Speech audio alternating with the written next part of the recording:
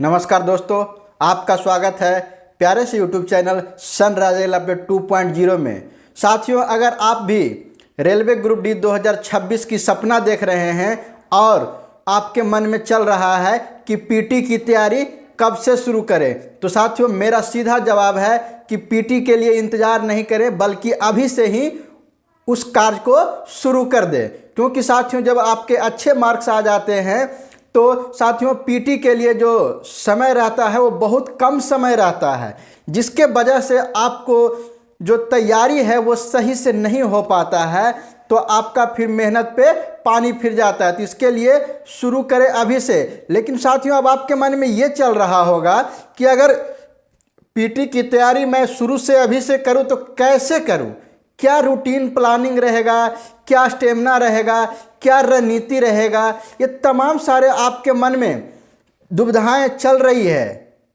तो साथियों ये दुविधा भी जो आपके मन में आ रहे हैं वो लाजमी है, और साथियों उसी को ध्यान में रखते हुए मैंने आपके लिए बिल्कुल सरल तरीके से पीटी की तैयारी कैसे करें और कब से करें, उसमें क्या क्या करें, ये तमाम सारे जो जानकारी है मैं आपको इस वीडियो में देने वाला हूं।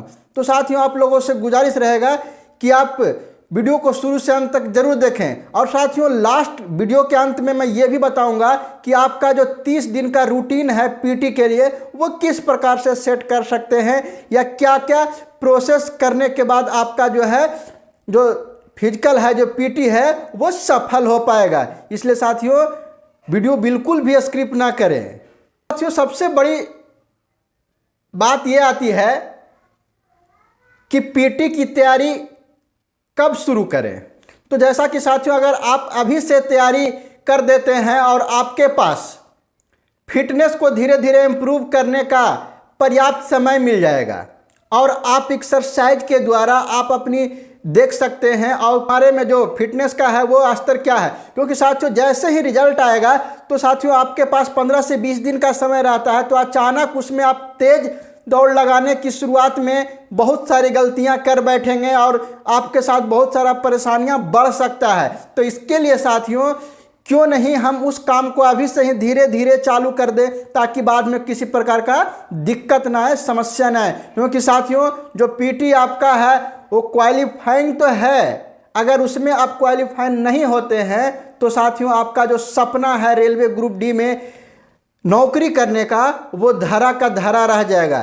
तो हमारी बात माने तो पीटी की शुरुआत आप अभी से ही शुरू कर दें। अब साथियों इसके लिए मैं आपको बताएं कि कई स्टेप के रूप में आपको बताऊंगा कि किस प्रकार से रणनीति करना है। तो साथियों जो आपका स्टेप पहला है वो रनिंग पर फोकस करना। देखिए साथियों रनिंग पर फोकस करने का मतलब ये कह रहा हूँ कि साथियों की जो फिजिकल इंटेंसिटी टेस्ट है उसमें सबसे ज़्यादा इम्प्रूवमेंट और ज़्यादा जो परेशानी लगती है वो आपके रनिंग को लेके, दौड़ के लेके, कि मुझे दौड़ना है। जैसा कि सभी को पता है साथियों कि मेल कैंडिडेट और फीमेल कैंडिडेट के लिए क्या जो प्रायोरिटी है या चाहे तो जो उसका क्या मापदंड है वो आपको पिछले वीडियो में मैं बता चुके थे। इसके लिए साथियों आप बिल्कुल शुरुआती समय में तेज दौड़ने की कोशिश मत करें। अगर आप बिगनर हैं तो साथियों शुरू में हल्की दौड़ दौड़ें, थोड़ा है कि एक्सरसाइज करें, वार्म आउट है जो भी करें, इस तरीके से आप धीरे धीरे करें। और फिर जब धीरे धीरे करने के बाद एक समय थोड़ा दूरी बढ़ाएं, फिर रनिंग की जो टाइमिंग है उसको भी इम्प्रूव करें। अगर ये आप एक हफ्ता करते हैं तो आपको इम्प्रूवमेंट देखने को मिल जाएगी। आपका लक्ष्य होना चाहिए साथियों शुरुआती में तेज दौड़ने का नहीं, बस अपने आप को फिटनेस बनाए रखने का, एक आदत, शरीर को आदत ढालने के लिए, जो कहता है ना कि शरीर खुलता है वो खोलने की ज़रूरत है। ना कि आपको कि एक बार तेज दौड़ लगा लिए तो साथियों अगर तेज दौड़ लगा दें तो फिर कल बीमार पड़ जाएंगे, क्योंकि अभी आपका सेल्स उस लायक कैपेबल नहीं है। अब चलिए बात करता हूं दूसरा स्टेप की। रोज एक्सरसाइज जरूरी है लेकिन रिकवरी भी जरूर करें। देखिए साथियों दूसरा स्टेप है कि मतलब रोज एक्सरसाइज भी जरूरी है लेकिन रिकवरी भी जरूर करें। देखिए साथियों जब आप, कई स्टूडेंट ऐसी गलती कर बैठते हैं कि वो तेज रनिंग के चक्कर में बहुत तेज दौड़ते हैं और उनके शरीर में दर्द बदन में दर्द, पैर में दर्द, हाथ में दर्द, मस्तिष्क, सिर दर्द, चक्कर आना, ये सभी समस्याएं हो जाती है। उसके बाद क्या करते हैं कि आप एक्सरसाइज वगैरह है वो छोड़ देते हैं, दौड़ की प्रक्रिया को आप छोड़ देते हैं। तो साथियों ये चीज़ आपको ध्यान देना होगा, ना करें, आराम आराम से करें और एक्सरसाइज भी बराबर करें और अपनी शरीर की जो रिकवरी है उसको भी करते रहें। अब चलिए तीसरा स्टेप की मैं बात करता हूँ, स्ट्रेंथ ट्रेनिंग। साथियों सिर्फ दौड़ लगाने से पूरी पीटी प्रैक्टिस नहीं हो जाएगा। इसके लिए साथियों जो आपका है वो आपका पुशअप, बैकअप, थोड़ा सा जंप वगैरह, ये सभी को आपको करने से आपका जो शरीर का पूरा बॉडी है वो हिटनेस पैदा करेगा और जो एक जकड़ा हुआ रहता है वो शुरुआत में साथियों आप दौड़ लगाने जाएंगे तो आपकी जो ऐंठन है, मुड़ाव है, घुटने हैं, टेहने हैं, जांग है, कमर है, इसमें दर्द होगा क्योंकि साथियों वो एक जकड़ा हुआ था, वो अब धीरे धीरे धीरे धीरे वहाँ से फ्री होकर खुलना चालू करेगा। तो साथियों ये सभी चीज़ को है जो कि मतलब आपको ट्रेनिंग के रूप में समझना है और करना पड़ेगा। अब साथियों बात करते हैं चौथा स्टेप, वजन उठाने के लिए टास्क को हल्के में मत ले। साथियों बहुत सारे अभ्यर्थी ये करते हैं कि अरे चलो वजन तो उठाना है, क्या होगा उठा लेंगे। उसके वजह से क्या करते हैं कि शुरुआती में ही बहुत ज़्यादा वजन लेके बहुत ज़्यादा प्रैक्टिस करते हैं, जिसके वजह से उनको शरीर में परेशानियां होने लगता है।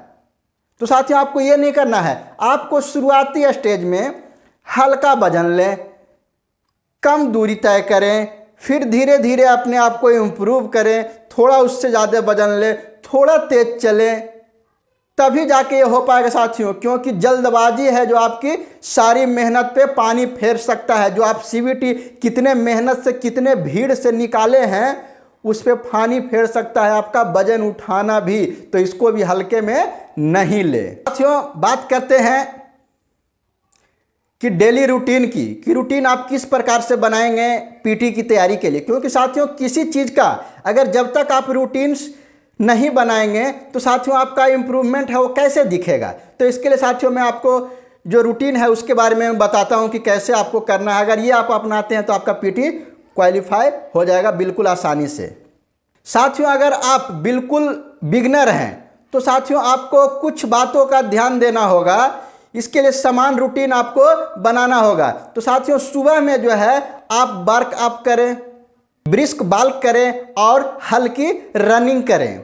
उसके बाद साथियों शाम में है वो हल्की स्ट्रेंथ जो खिंचाव वाला एक्सरसाइज है वो करें, फिर कोर एक्सरसाइज स्ट्रेचिंग करें, थोड़ा तेज अपने आप को इम्प्रूवमेंट करें दौड़ने के लिए। साथियों सुबह शाम दोनों करने से आपका फिटनेस है वो बरकरार रहेगा। और सबसे महत्वपूर्ण साथियों हर दिन आप प्रैक्टिस करें और अपनी प्रोग्रेस को लिखें।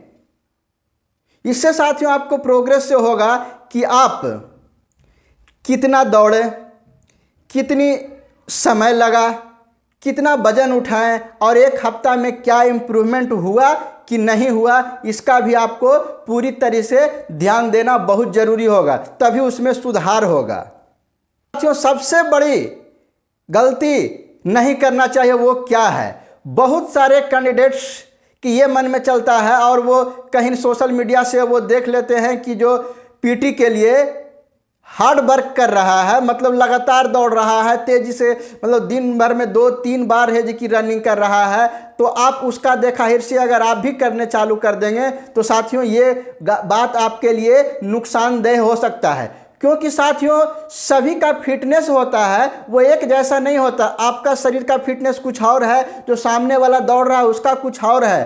तो ये गलती नहीं करें, आप धीरे धीरे करें। और साथियों सबसे बड़ा अंत में मैं ये सलाह देना चाहता हूँ कि अगर आपको पीटी करते समय, दौड़ते या चाहे तो वजन उठाते समय आपके शरीर में किसी प्रकार के अचानक दर्द, सिर दर्द और कमर दर्द या बदन में अगर तेज दर्द हो जाए, चक्कर आने लगे, जी मिचलाए, तो साथियों उस समय आपको पीटी दौड़ छोड़ के पहले एक नज़दीकी जो आपका चिकित्सक व्यवस्था जो डॉक्टर साहब हैं उनसे संपर्क करें, उनको अपनी परेशानी बताएं, वो जांच करेंगे कि कहीं आपके शरीर में कोई और परेशानी तो नहीं चल रहा है जिसके वजह से ये हो रहा है, तो उनसे सलाह ले लें। इस तरह का अगर परेशानी होता है तो, अगर नहीं होता है तो कोई दिक्कत नहीं। जो फिटनेस है उनका ठीक है, उनको कोई ज़रूरत नहीं है कि डॉक्टर साहब के पास जाने की। लेकिन साथियों, अगर रनिंग के बीच में अगर आपको ऐसे होता है तो वहाँ पीटी में जाने से पहले ही आप अपने डॉक्टर साहब से जो भी हैं उनसे परामर्श जरूर ले लें, और अगर हो सके तो उसका मेडिसिन करवा लें ताकि बाद में आपको दिक्कत नहीं आए। तो साथियों, ये चीज़ें हैं जो आपको बहुत करना ज़रूरी है।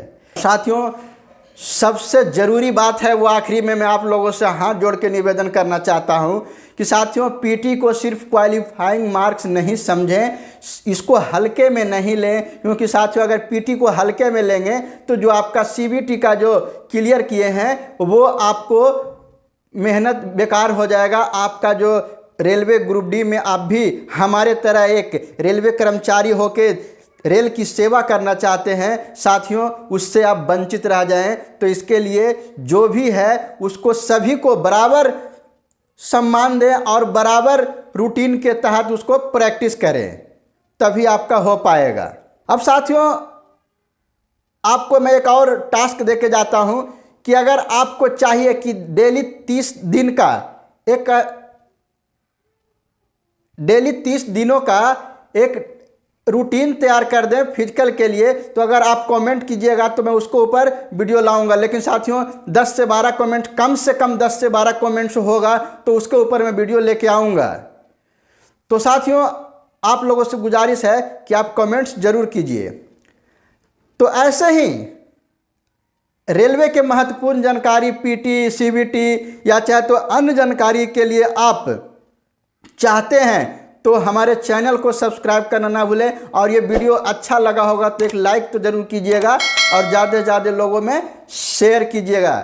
क्योंकि साथियों, मैं हमेशा आपके लिए रेलवे संबंधी जानकारी लाने का कोशिश में रहता हूं ताकि आपकी जो मेहनत है वो बेकार नहीं जाए। तो साथियों, मिलते हैं एक और महत्वपूर्ण रेलवे ग्रुप डी वीडियो के साथ। तब तक वंदे मातरम, जय हिंद।